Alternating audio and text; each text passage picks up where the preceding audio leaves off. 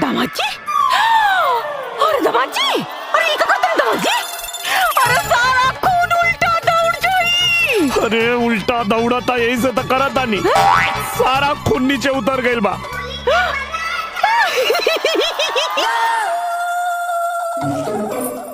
अरे जानू ये का करत आनी? सुते के टाइम पे योगा करत आनी? जान तू आगे लुटा, अब योगा करे की जरूरत नहीं है। चल ना छोड़ी, हम बहुत थक गइल बानी, हमरा के बहुत नींद आवता।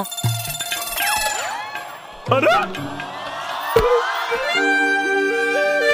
प्लीज जान, छोड़ी ना, आज हमार मूड नहीं खे। ऐसे कैसे मूड नहीं के?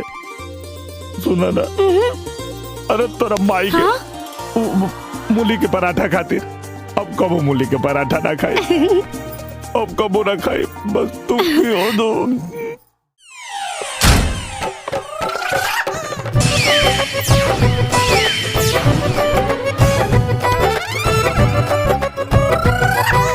मूली के पराठा बनवले बानी खाला बबुआ। पराठे मूली के पराठा बनवले बानी खाला बबुआ। टेस्टी। मूली के पराठा बनवले बानी खाला बबुआ।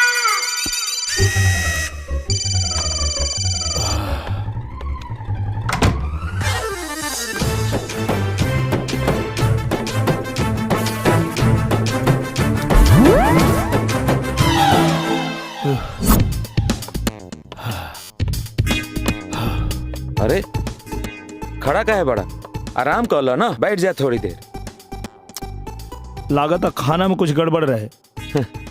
तहार नियत में गड़बड़ी रहे ना यार, वो हमारे सासू जी के मूली के स्पेशल पराठा के कारनामा है।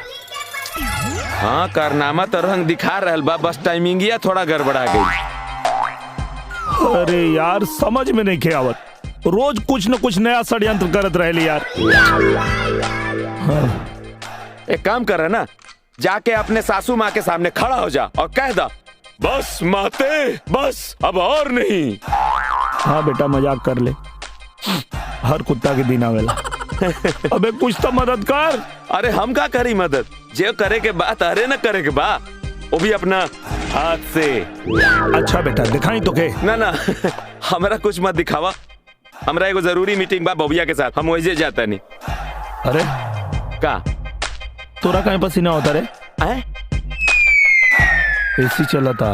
हाँ हो, एसी में पसीना चला था। पराठा खेलेगा? हाँ।